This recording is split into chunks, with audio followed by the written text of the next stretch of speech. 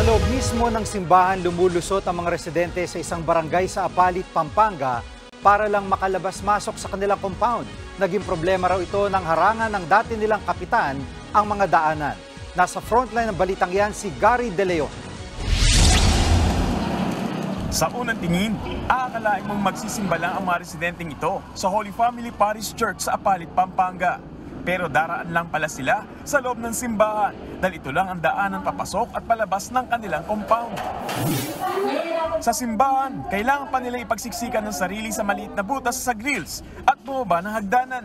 Ito ang araw-araw na problema ng 30 pamilya ng Barangay Colhante na tila na-trap sa kanilang mga bahay. Muli kasing isinara ng dati nilang kapitan na natalo sa nagdaang barangay election ang kanilang dinaraanan. Nitong February 3, nagkagulo ang mga residente nang makita nilang nilalagyan muli ng bakod ng mga tauhan ng dating kapitan ang iskinitang kanilang dinaraanan. Sinubukan pa nilang gibain ang bakod. Then, nung pagkatapos po niya mabakot, ginaba namin. Siyempre, sir, wala kami daanan. Siyempre, kami po iisipin namin na gibayin yung binakuran niya. Then, sabi niya po na ididimanda niya daw po kami. At dahil hindi maitayo ang pader na bakod, naglagay ng gate ang dating kapitan ng barangay malapit sa kanilang bahay. Pero hindi lang daw yan ang ginawa ng dati nilang kapitan. Pagkagabi may nangyari pa po, sir. Namato po sila ng bote. Wala naman po kami ginagawa sa kanila. Nitong Nobyembre nang bisitahin ng News 5 ang lugar na ito na nakabakod ang daan at ang mga residente sa bintana ng kapitbahay na lang napilitang makiraan.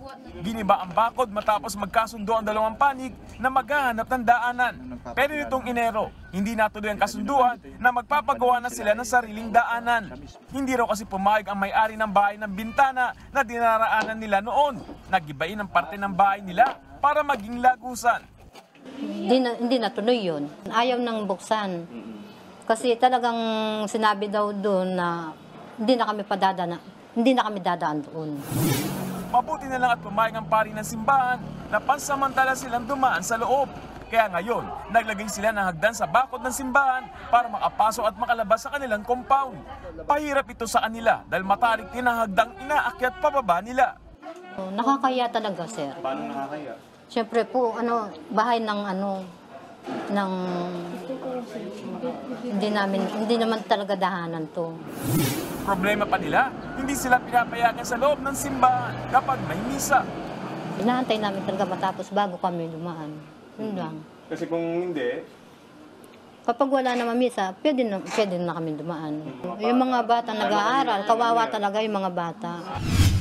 Magtitiis daw muna ang mga residente hanggang sa makakita sila ng lupa na pwede nilang daanan.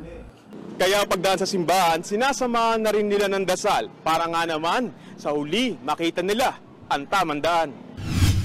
Nagpunta sila sa munisipyo ng Apalit para humingi ng tulong pero bigo silang makita ang right of way sa kanilang compound. Tumanggi namang magbigay ng pahayag ang dating kapitan tungkol dito. Ang panawagan ngayon ng mga apektadong residente, tulungan sana silang magkaroon ng madaraanan. Nagbabalita mula sa frontline, Gary De Leon, News 5.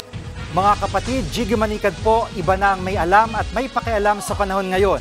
Para sa konkreto, kumpleto at komprehensibong balitaan sa frontline, mag-follow at mag-subscribe sa social media pages ng News 5.